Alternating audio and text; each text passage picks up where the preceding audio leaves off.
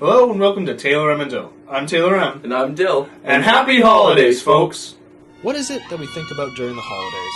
Santa, gifts, snowmen, Matthew Broderick? I know I do. Well, if you've seen Deck the Halls, then you'll be thinking Broderick all season long. A cheesy holiday film that shows that revenge is best served in the snow, that other holiday classics are the best to copy from, and that everything can be solved in a heartwarming 10 minutes. So grab your one-piece jumpsuit and let's get comfy with Deck the Halls. So the film starts with its holly jolly credits as we meet up with Matthew Broderick, who just so happens to be an optometrist. Better here? Well, better here. You don't want to be walking around blind at Christmas, Miss Ryer. Help me out. Was I better here or here? I think you know the answer. And because this is a hilarious holiday romp, we meet the first of many side characters. Glasses will make me look old. Ah, the Crypt Keeper! Broderick then walks the streets, making it known he's the nice guy in town, as we come across more side characters. Sadly, one from SNL. Dr. Finch! Ah, hello, Gustav, Goethe. I'd love to chat and so, but you know how focused Goethe gets in our runs. 2 minutes in and already a pratfall. This isn't going well. Broderick makes his way home, not before eyeing up a family-friendly Marilyn Monroe ornament, and sits down with his family. My life just isn't working out the way I thought it would. Excuse me? Oh, honey, you don't mean that. I'm 10. What have I really accomplished? Half season of soccer, cleared legendary mode of Halo, a lackluster stint in the Cub Scouts. Wow. This guy makes the kid from 2.5 Men seem tolerable. And that's no easy feat. Later in the conversation, Broderick busts out his Christmas Advent calendar. This guy is serious about Christmas. Now where have I seen that before? Seems so familiar.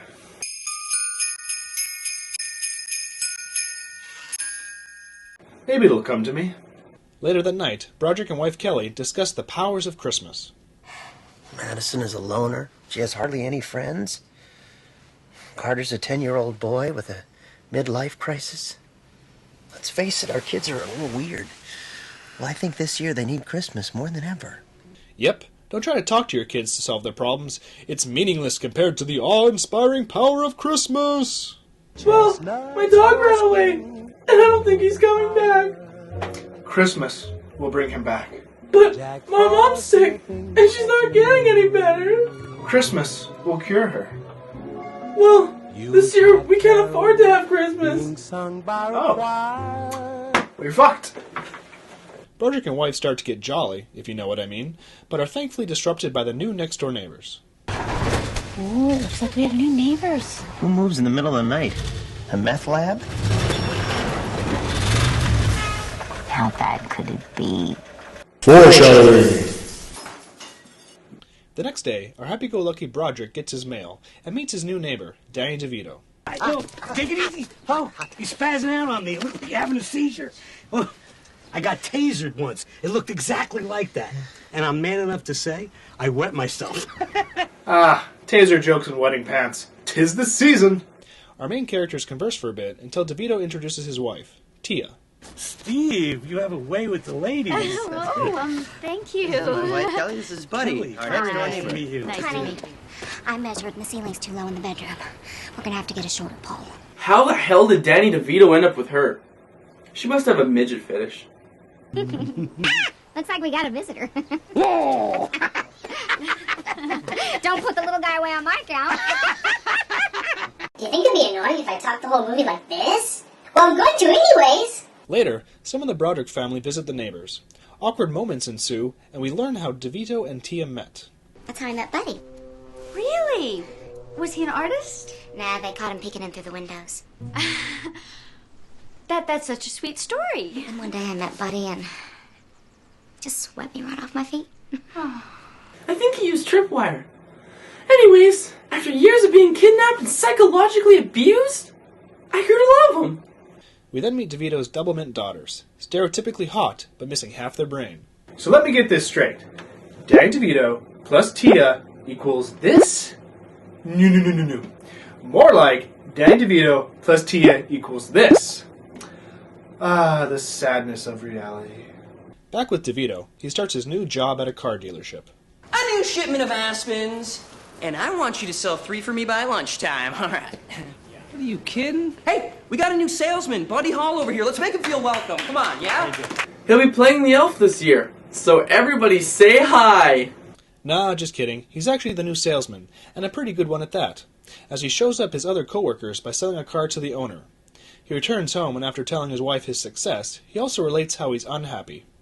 It's all the same. I don't know, I just hoping that, one day I'd do something big. Something important. Something monumental. Don't sweat it, DeVito. You were ready in something monumental. Remember Junior? Yeah, that was monumentally terrible. Later, his daughters show him a program like Google Earth, and DeVito gets upset because you can't see his house from space. Outside, he reveals the plot, planning to make his house bright enough to see from space. Huh. I'm getting that deja vu feeling again. I think you might be overdoing it, Dad. Russ, when was the last time I overdid anything? It'll come to me eventually. DeVito starts his crazy quest for brightness as it annoys Broderick. DeVito contemplates their relationship. Are we gonna be friends? Because, we just moved into the neighborhood and, boy, it would be bad if I ticked off the only guy I know. That would kill me. Because, if I ever need anything off the top shelf, you'd be the only guy that could reach it. DeVito starts buying every light in town as Broderick tries to take a family picture, with very phallic-like sweaters. They then notice the craziness that is going on next door. And these horses, I especially like the way you've duct taped the antlers to their heads. Yeah, well, apparently reindeer are not indigenous to the region. Animal cruelty? No! Christmas! Broderick tries to get his family back inside for their traditional photo, but DeVito insists they take it in his newly bought sleigh. Better get out of that All right, well, now. We should keep our voices down a little bit because I found these horses on the outskirts of town, and between you and me, they look a little skittish to me. You found these horses? Uh-oh! Looks like this film's geared up for some wackiness! And wackiness definitely does ensue. The horses go crazy and start dragging Broderick through the streets. He crashes into cars and almost hits old ladies until...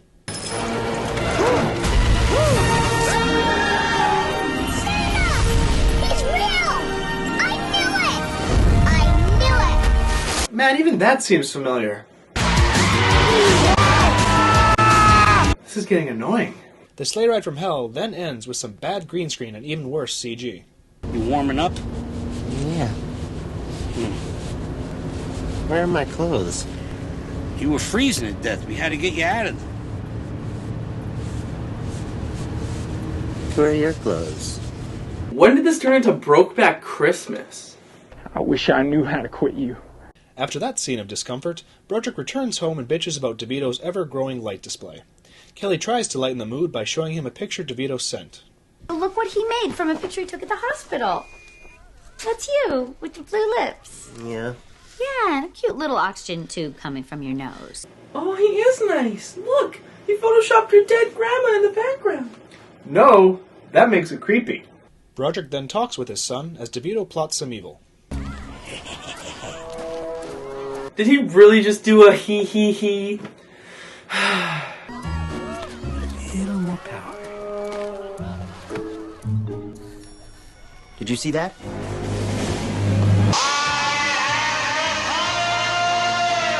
The next day, both families go out to pick a Christmas tree. Broderick, being so gung-ho about the holidays, has his own lot of waiting trees. Hey, the last ones to the car are losers. Please, it's not like it's a race. Give me the axe, Carter. No way he beats us. Honey, you said he could cut it down. Well, he can do it next year. Come on, give me the axe. Why does it feel like it's leading up to a Final Destination-style death? No, Broderick! Don't like that! So because Christmas equals fire damage, all of Broderick's trees go up in flames. He then returns home with the only tree he could find. Jeez, now this film's copying from a Charlie Brown Christmas. Good grief.